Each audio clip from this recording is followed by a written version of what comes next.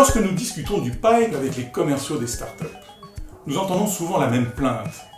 Les campagnes de prospection par email, par téléphone ou sur les réseaux sociaux, ça ne marche pas.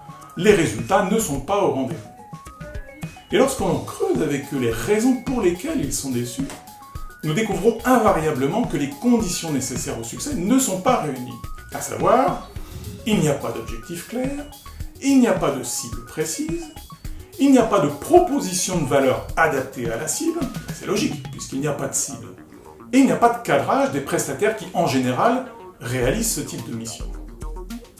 En fait, avant de lancer des campagnes de génération de leads dites industrielles, il faut d'abord tester de manière artisanale ce qui fonctionne et ce qui ne fonctionne pas. C'est là où la démarche de test and learn est particulièrement bien adaptée.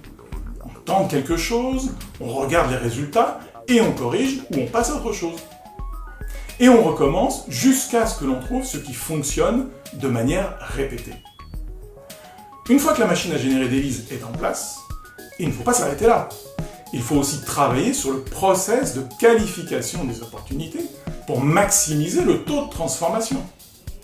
En effet, ça ne sert à rien de dépenser de l'argent à générer des leads si on les gâche ensuite par une approche de qualification défaillante ou que l'on poursuive des opportunités qui n'en sont pas.